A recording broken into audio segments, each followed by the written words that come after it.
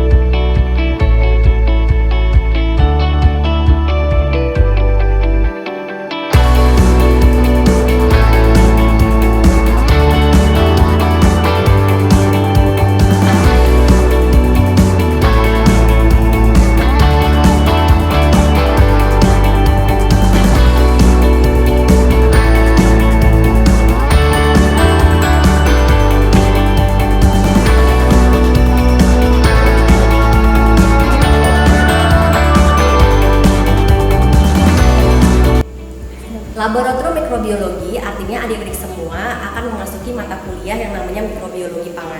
Selain itu, kalian juga akan mempelajari mata kuliah namanya higien sanitasi dan keamanan pangan. Nah, untuk ketiga mata kuliah ini, kalian akan praktek di laboratorium ini. Nah, apa saja sih yang kita bisa lihat di laboratorium ini? Nanti kita akan kenalkan satu persatu ya. Sebelumnya, saya akan beritahu adik-adik semua tentang alat pelindung diri yang harus digunakan pada saat kita praktikum. Praktikum kita yakni mikrobiologi dan kimia itu menggunakan APD yang sama, jadi tidak jauh berbeda ya. Sekarang saya akan tunjukkan. Oke? Baik, saya akan jelaskan satu persatu ya. Yang pertama kali harus kalian gunakan adalah jas lab. Yang kita gunakan di dua lab ini adalah jas lab berwarna putih seperti ini ya. Kemudian selain itu kan harus menggunakan masker. Kenapa menggunakan masker? Karena nanti di laboratorium kimia dan mikrobiologi kalian akan bertemu dengan bahan-bahan kimia yang berbahaya dan juga ada juga sih yang berbahaya.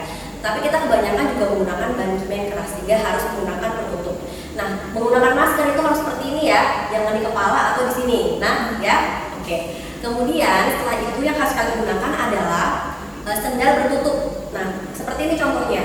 Kenapa harus bertutup, Bu? Itu karena pada saat kita misal praktikum, takutnya ada pecahan atau kejatuhan larutan-larutan kimia yang sangat berbahaya, itu bisa melindungi bagian kaki kita dari terpaan-terpaan tersebut. Gitu.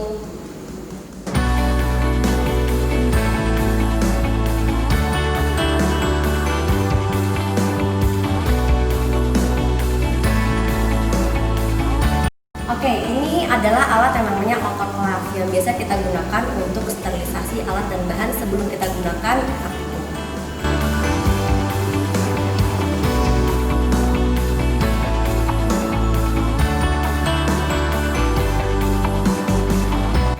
Selanjutnya kita akan menggunakan inkubator. Nah, inkubator ini adalah untuk memeram zat atau bahan makanan di suhu-suhu yang kita inginkan. Seperti mikroba, untuk kita menemukan mikroba pada suhu tertentu biasanya kita akan menggunakan inkubator.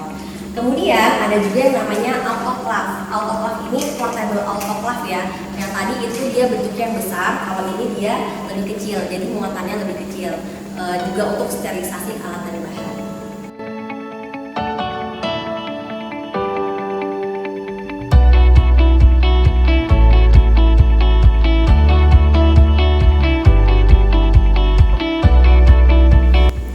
Ini adalah laminar flow. Jadi laminar flow ini adalah sebuah alat yang kita gunakan untuk kerja, di mana prosesnya harus steril dari mikroba ataupun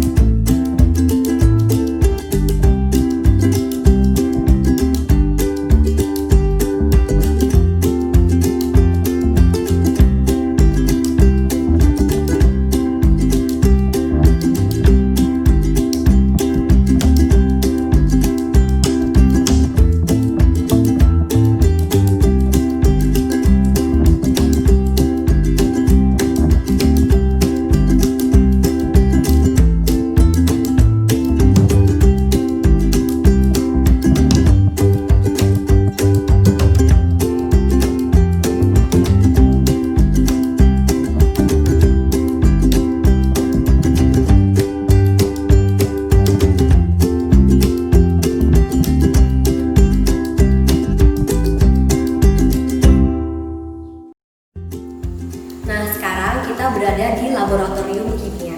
Di sini adalah laboratorium untuk praktikum beberapa mata kuliah seperti kimia pangan dan juga biokimia. Nah, ada beberapa alat yang akan kita gunakan di sini yang sifatnya berbahaya dan juga sifatnya mudah retak, sehingga adik-adik semua perlu berhati-hati. Baik, sekarang kita akan berkenalan dengan alat-alat yang biasa kita gunakan di kimia. Nah, ini namanya adalah water bath, di mana fungsinya adalah untuk memanaskan larutan dan juga bahan yang akan kita gunakan saat praktikum. Selanjutnya ini merupakan lemari penyimpanan alat, di mana nanti setelah kalian praktikum, alat-alat yang kalian gunakan akan kita simpan dalam lemari penyimpan seperti ini. Nah, kemudian kita akan melanjutkan kembali ke alat-alat berikutnya. Nah, kita akan masuk ke dalam ruang asap. Di sini, adik-adik bisa lihat. Nah, untuk memasuki ruangan asam, kita harus menggunakan masker. Karena ruangan asam ini adalah ruangan yang berisi larutan-larutan keras dan harus dilakukan proses penarikan larutan di dalam ruangan asam. Kalian tidak boleh bercanda-canda ya di sini karena hirupannya itu sangat berbahaya, sehingga harus menggunakan masker dan juga sendal bertutup. Ya, di sini kita lihat ada beberapa alat yang biasa kita gunakan, yakni buret dan juga statif, ini namanya statif. Kemudian ini ada centrifuge untuk memisahkan dua larutan dengan massa jenis yang berbeda. Kemudian juga ada vortex yang fungsinya untuk menghomogenkan larutan.